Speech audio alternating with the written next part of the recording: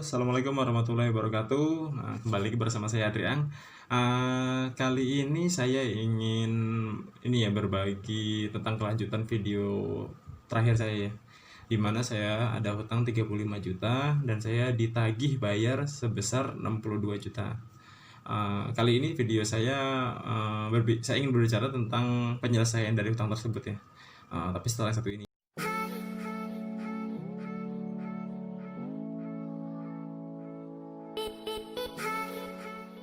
Saya punya pinjaman dana dari sebuah leasing dengan menggadaikan BPKB kendaraan saya. Itu saya dapat pencairan 35 juta. Terus per bulannya saya dikenakan biaya cicilan ya, angsuran atau cicilan ya. Itu sebesar 1.721.000. Kalau di total semuanya itu kan sekitar 61,956 juta. Itu belum termasuk dendanya loh. Kalau saya telat sehari aja udah kena denda kan, apalagi telat berbulan-bulan kayak cerita saya yang sebelumnya saya ceritain kan. Cuman gini, pembayaran dari kontrak ini saya baru berjalan tuh sekitar 15 bulan, dan di bulan ke 18, ini masuk ke bulan 18, entah 17 atau 18 ya, saya menyelesaikan utang ini dengan cara mobil yang sebagai agunan itu saya jual. Mobilnya saya jual, terus hasilnya saya buat nutupin hutang ini. Tapi cukup kaget juga ya, karena saya udah 15 bulan bayar, atau sekitar 25-26 juta saya udah bayar ke pihak leasing tersebut. Ternyata saya utangnya 35 juta, dan begitu saya mau melunasi, setelah saya bayar 25 juta, saya mau melunasi, total hutang yang harus saya bayar adalah masih ada 36 juta. Jadi saya udah bayar 25 juta, saya mau pelunasan cepat nih. Dengan cara apa? Dengan cara mobil yang sebagai agunan itu saya jual. Terus hasil penjualan itu akan saya pakai untuk pembayaran pelunasan mobil tersebut kan. Gitu. Nah, begitu saya tanya ke leasing, totalnya masih ada 36 juta. Jadi saya udah utang 35 juta, saya bayar 25 juta, dan saya mau melunasi dengan biaya yang masih ada 36 juta. Coba bayangin, udah bayar 25 juta kok utangnya nggak turun-turun, bukannya turun malah tambah naik kan. Bagi sebagian teman-teman mungkin hal kayak gini wajar ya, karena dipikirnya yang namanya kita pinjam ke leasing itu ya harus bagi-bagi, mereka juga butuh untung gitu. Ya oke, kalau misalkan dapat untung, sama-sama untung nggak masalah, tapi kan harus dengan saling legowo gitu loh. Maksudnya misalkan si debitur atau saya lagi kesulitan juga dibantu ya, bantu jangan terlalu ditekan gitu loh. Apalagi ditambahin denda, itu kan makin nggak manusiawi sebenarnya kan. Udah kita lagi susah, malah kita ditambahin biaya dengan penambahan denda. Harusnya harusnya kalau kita udah susah itu malah dibantu, ya udah saya kasih kelonggaran 1 bulan atau 2 bulan misalkan tanpa denda, itu kan lebih manusiawi. Tapi yang namanya udah udah jadi kebiasaan masyarakat sekarang, ya udah kayak gitu, udah hal wajar ya terserah itu udah masing-masing tuh yang bisa menilainya. Menurut teman-teman itu baik atau enggaknya, kalau buat saya sih, saya akui saya udah mulai kapok untuk nyicil ke leasing atau ke bank lagi, karena saya perhatikan beberapa tahun ini keuangan saya banyak teralihkan ke arah situ gitu loh. Jadi saya dapat penghasilan dari usaha saya dapat pendapatan dari dulu waktu saya masih karyawan, saya gajian banyak masuk ke lembaga tersebut gitu loh. Saya nyicil motor, saya nyicil sampai elektronik aja, laptop, handphone saya nyicil dulu. Jadi banyak banyak keuangan saya yang tersedot ke sana ya. Udah saya bayar pokoknya, ditambah saya bayar bunganya dari situ.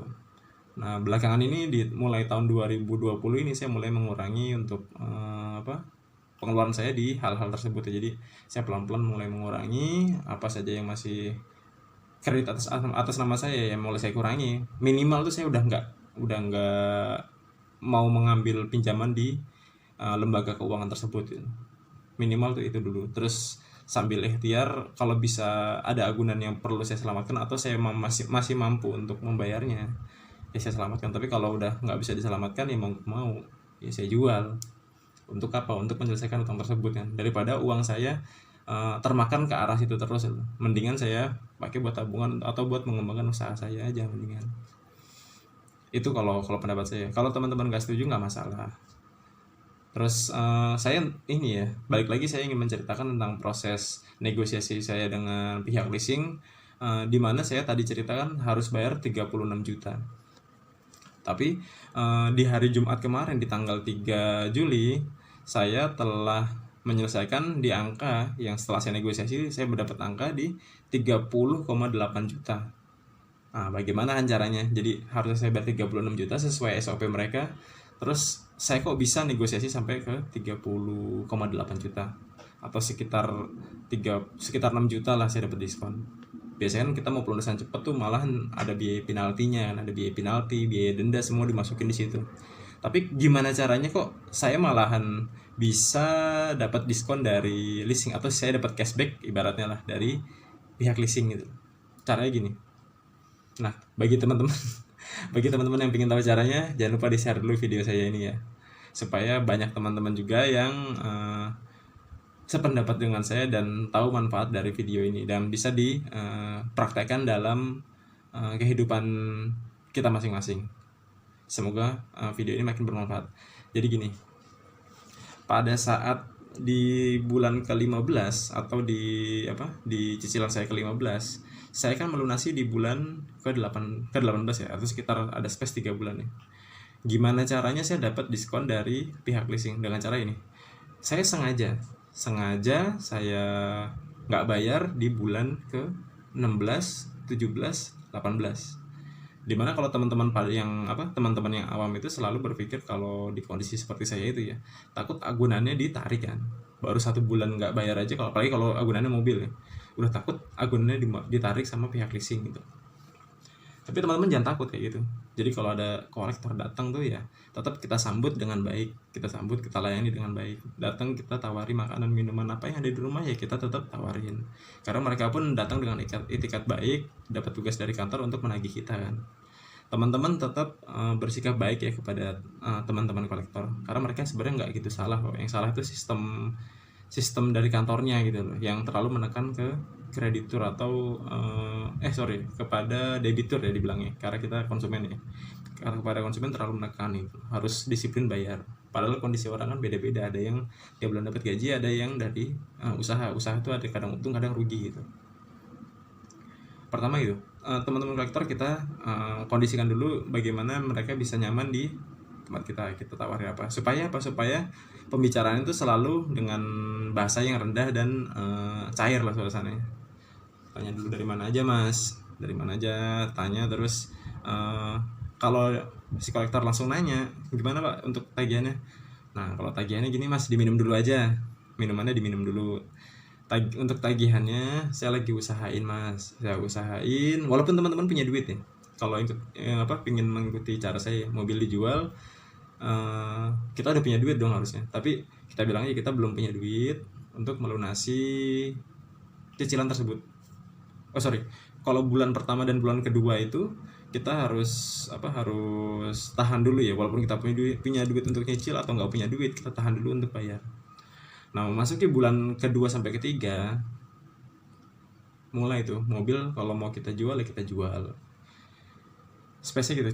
Tapi dengan catatan ke pihak leasing itu kita jangan bayar minimal 2 bulan dulu, jangan kita bayar. Kita kondisikan kondisi kita lagi keadaan keuangan sedang turun, benar-benar drastis turun.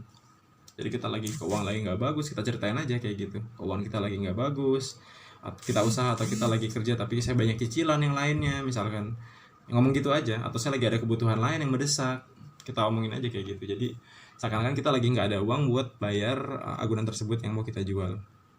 Nah terus begitu udah masuk bulan kedua, mulai agunan itu mulai kita jual aja. Kita jual terus kalau kolektor datang nggak masalah, datang tetap layani kayak tadi, cuman tetap ya bilang belum ada duitnya. Nanti kalau udah mulai masuk bulan ketiga biasanya udah mulai ancaman agunan akan ditarik. Oke, misalkan kita dikasih surat atau kita ketemu sama kolektor lagi dengan surat akan melakukan penarikan unit kan. Jangan takut, tenang aja. Jadi gini ya, dalam melakukan penarikan itu kolektor atau pihak leasing itu mereka harus mengajukan surat fidusia. Fidusia itu adalah surat jaminan ya. Jadi di mana kendaraan itu adalah Kalau kita udah agunkan ke pihak leasing, berarti kendaraan itu adalah milik pihak leasing, tapi dipinjamkan kepada kita. Status fidusia itu gitu. Jadi leasing itu punya barang itu, si leasing itu punya agunan mobil kita itu, tapi mobil itu dipinjamkan kepada kita dengan jaminannya mereka memberikan uang pinjaman kepada kita senilai berapalah gitu. Nah, mereka untuk menarik itu diwajibkan sebenarnya ya, sesuai dengan peraturan di Indonesia itu, mereka harus memberikan surat fidusia kepada customer untuk menarik. Dan yang kedua, fidusia itu harus pihak leasing harus mengajukan untuk penarikan itu adalah melalui pengadilan negeri setempat. Jadi pihak leasing harus mengajukan ke pengadilan negeri, baru bila disetujui baru kendaraan itu bisa ditarik oleh pihak leasing. Atau apabila si customer dengan sukarela menyerahkan kepada pihak leasing, itu pun nggak masalah. Gitu teman-teman. Jadi nggak perlu takut ya. Jadi kita harus mempertahankan juga agunan yang kita pakai.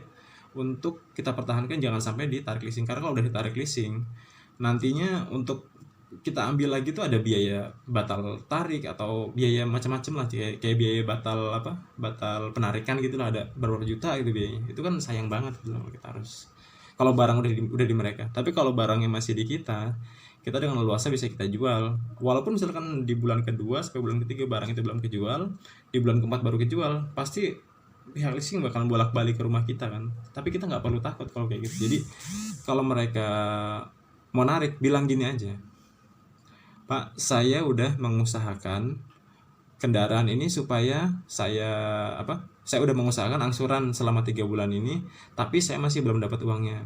Saya juga lagi mengusahakan rumah lagi.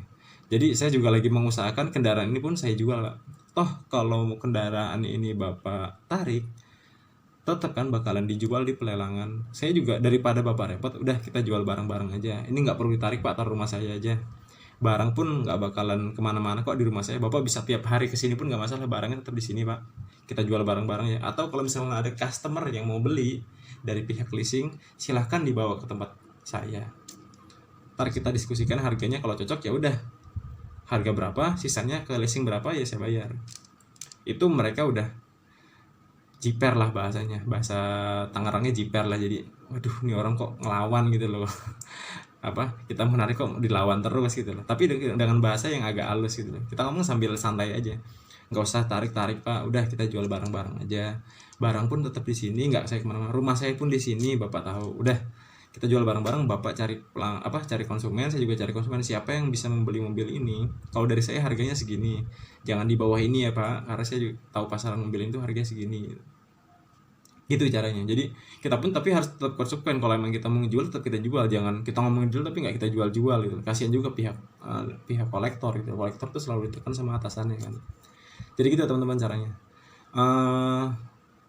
Begitu mobil itu kejual, gimana cara negosiasinya ke leasing ya? Jadi cara negosiasi ke leasingnya itu dengan cara di bulan kedua atau ketiga, misalkan pihak leasing kalau seperti itu biasanya dia nyari customer untuk membeli mobilnya kan agak kesulitan, otomatis kita yang nyari pembelinya kan. Kita datang ke leasing apabila udah dapat ini ya calon pembelinya ya, langsung duit pasti kan mereka udah ngasih tanda jadi. Misalkan harga mobil, kayak contoh mobil mobil saya dijual dengan harga 49 juta, total yang harus saya bayar tuh 36 juta. Bagaimana caranya saya bisa harganya turun? Saya jangan bilang mobil itu udah ada pembelinya. Saya bilang aja, Pak, saya dapat pinjaman, kayak saya kemarin ngajuin di 25 juta ya. Saya punya pinjaman 25 juta, Pak. Kalau 25 juta ini bisa menyelesaikan hutang saya yang dengan angka 36 juta sesuai prosedur sini, saya akan langsung bayar, Pak. Gitu caranya. Jadi 25 juta itu kita minta dari calon pembeli mobil tersebut. Gitu. Tapi tetap teman-teman pasti ada, nggak mungkin sehari langsung ini ya, nggak mungkin sehari langsung di ACC, pasti mereka ada proses ini kayak saya kemarin. Dari hari Senin saya ajukan, di hari Selasa mereka ngasih info dengan kebijakan, alasannya dengan kebijakan kepala cabang tersebut ya, di angka 33 juta juga, 33,4 juta kalau nggak salah. Itu sesuai kebijakan yang dimiliki oleh kepala cabang di area tersebut. Nah, begitu saya tanya lagi di hari Rabu, hari Rabunya mereka memberikan informasi kalau mereka mengajukan ke kantor pusat dari leasing tersebut dengan angka yang bisa diturunkan lagi di 30,8 juta. Nah, sedangkan saya masih mengajukan di 25 juta kan. Akhirnya cuman kasusnya gini ya, kalau misalnya jual tuh agak kesulitannya, negonya nggak bisa panjang ya. Kalau nego bisa panjang mungkin saya pertahankan terus tuh kasusnya, jadi saya diemin dulu aja, nggak saya bayar gitu. Tapi begitu karena orang yang beli mobil ini udah ngebet ya, kemarin tuh udah ngebet ya, akhirnya di hari Jumat mereka tetap masih bertahan di 30,8 karena alasannya itu adalah keputusan final dari pusat, bisanya segitu. Kalau misalkan yang mau beli mobil ini belum ngebet, mungkin saya bisa turunin lagi, saya tahan terus sebulan lagi tuh. Walaupun misalkan udah masuk 4 bulan nih, saya bilang aja saya nggak punya duit kalau segitu. Tapi kalau bisa di 25 juta, saya ambil pinjaman dari orang yang mau minjemin duit ke saya itu. Itu kalau kita punya uang longgar ya. Jadi cara negosiasi kayak gitu. Teman-teman mengkondisikan seakan-akan kita lagi kesulitan keuangan. Terus yang kedua, kita punya uang cash berapa ya kita ajuin dulu aja. Mereka pasti bakal mengajukan keringanan juga kok ke kita nantinya. Kayak gitu. Jadi akhirnya di hari Jumat kemarin yang akan membeli mobil saya itu udah ngebet mau ngambil, ya mau nggak mau dah saya akhirnya datang ke kantor leasing tersebut dan minta untuk pelunasan cepat di angka 30,8 juta. Otomatis ya, ini adalah bukti transfer pelunasan dari kredit saya dengan total adalah 30,8 sekian juta rupiah sebagai referensi untuk bukti asli pembayarannya. lumayan saya dapat diskon sekitar 6 juta. Tapi untuk sebagian orang untuk melakukan ini kan biasanya agak takut ya, karena hubungannya sama perusahaan besar gitu. Kalau saya nggak usah takut karena saya pun mau bayar kok. Karena dari 30,8 ditambah 26 juta yang udah saya bayar itu udah sangat besar. Sedangkan pinjaman saya 35 juta. Berarti pihak leasing itu udah dapat untung sekitar 15-20 juta kan dari kasus pinjaman saya ini. Cuman ya nggak apa-apa. Kalau teman-teman pingin negonya lebih kecil lagi ya tahan aja. Nanti kalau misalkan udah masuk 4 bulan barang mau ditarik, orang balik-balik, sistemnya kayak gitu aja. Jadi barang tetap mau saya jual Pak. Nah terus saya juga kemarin udah ngajuin kan, kalau mau di 25 juta Bapak, misalkan saya bisa di 25 juta, saya bakalan ambil pinjaman dari orang yang mau minjemin saya itu. Jadi jangan kondisikan duit itu kita yang megang, kondisikan duit itu adalah di orang yang mau minjemin duit ke kita gitu. Supaya kita aman kalau tarik. Pak, kalau misalkan Bapak punya 25 juta, biasanya mereka langsung bilang, ya udah Pak bayar dulu ya 3 bulan kalau gitu. Oh kalau gitu saya nggak bisa, karena apa? Karena yang mau minjemin saya itu pinginnya minjemin 25 juta dan setelah lunas BPKB mau dipegang sama dia. Jadi saya utangnya ke dia aja, bukan ke pihak leasing Bapak lagi. Itu alasan yang tepat.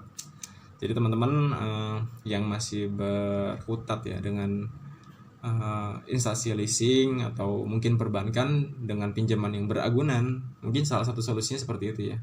Ya mau nggak mau kalau kita mau melunasi itu, kalau kita nggak punya dana ya mau nggak mau agunannya yang kita serahkan atau kita jual kan. Kalau misalnya kita serahkan kalau misalnya hutang, kalau kita jual angkanya masih di bawah dari hutang, mending kita serahkan. Tapi kalau misalkan utangnya itu kalau misalkan dijual ternyata masih lebih tinggi, ya mending kita jual dan hasilnya kita bayar untuk pelunasan khusus seperti saya tadi. Sisanya kan masih ada tuh lumayan. Gitu sih tipsnya. Jadi hasil pelunasannya dari kasus saya itu, saya jadinya melunas dari tanggal 29 Juni saya ajukan, di tanggal 3 Juli di hari Jumat. Jadi Senin saya ajukan, Jumatnya saya pelunasan pembayaran di pihak lembaga leasing tersebut di hari Jumatnya di tanggal 3 Juli 2020 di angka 30,8 juta. Jadi dari kasus ini ya lumayan sih, dapat diskon sekitar 6 juta dengan negosiasi selama 1 minggu. Itu intinya. Untuk teman-teman yang merasa video saya ini bermanfaat, silahkan di subscribe, silahkan di share sebanyak-banyaknya supaya teman-teman banyak yang dapat manfaat dari video ini. Apabila kurang informasinya atau ada kritikan yang membangun untuk membuat channel saya ini semakin bermanfaat, silahkan dikritik. Mudah-mudahan bisa menjadi bahan pertimbangan saya untuk kedepannya membuat video supaya mungkin lebih baik, lebih bagus untuk teman-teman tonton. Mungkin animasinya kurang atau apa, saya juga masih belajar ya untuk membuat animasi yang bagus ya. Kalau misalnya videonya kurang bagus, silahkan di komen. Ya gitu dah teman-teman ya. Jadi itu aja. Terima kasih. Assalamualaikum warahmatullahi wabarakatuh.